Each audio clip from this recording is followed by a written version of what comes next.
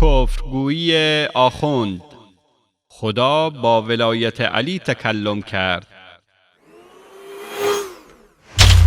اینه که خدا ذکر خالق و مخلوق، ذکر ذاکر و ذکر رازق و مرزوق یا علیه. روایتش هم همینه، یادم افتاد. اختصاص مفید یا منصوب مفید صفحه 250. ما کلم الله موسی تکلیما الا به ولایت علیه.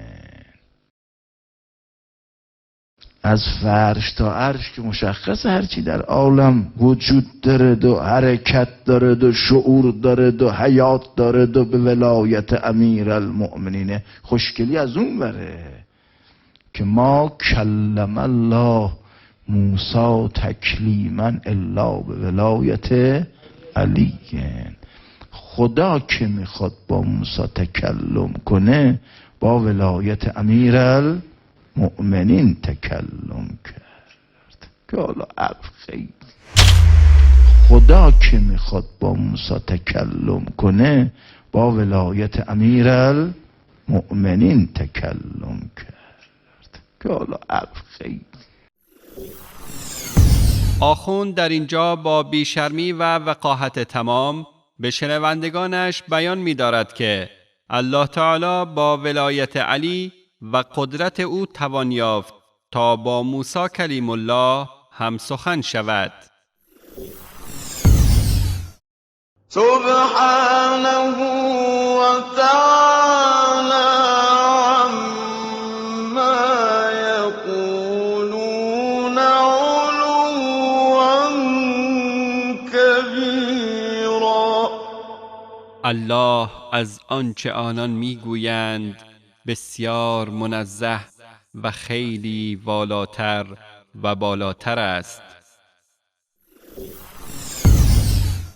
تكاد السماوات يتفطرن منه وتنشق الأرض وتخر الجبال هدا. نزدیک است آسمان ها از این سخن پاره پاره شوند و زمین بشکافد و کوه ها به شدت در هم فرو ریزد. غلو و افراطی که در این روایت ها و مهمترین کتاب های شیعی مشاهده می شود در سخنان و کتاب های مراجع و علمای بزرگ شیعه بیشتر آشکار می گردد، چون این جماعت روایت های موجود در آن کتاب ها را غربال کرده و روایت هایی را که موافق با اعتقاد خودشان باشد در رسائل و سخنرانی ها و فتواهایشان آوردند و بقیه را که به عقاید آنها نزدیک نبوده است مردود دانستند.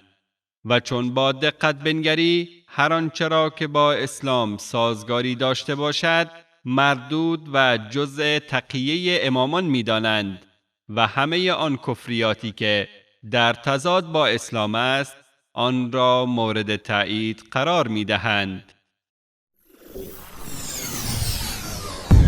چنانکه رهبرشان آیت الله خمینی در مورد امیر مومنین علی رضی الله عنه می گوید جانشین، خلیفه و قائم مقام او یعنی پیامبر صلی الله علیه و آله و سلم است. در ملک و سلطنت در محضر قدرت مطلق و ربوبیت با حقیقت او یکی است. اصل درخت طوبا و حقیقت سدرة المنتهی است. رفیق اعلاست در مقام یا پایینتر، معلم روحانیون و تایید کننده انبیا و مرسلین امیر مومنین علی علیه السلام است. این مطلب را خمینی در کتاب مصباح الهدایه صفحه 5 ذکر کرده است.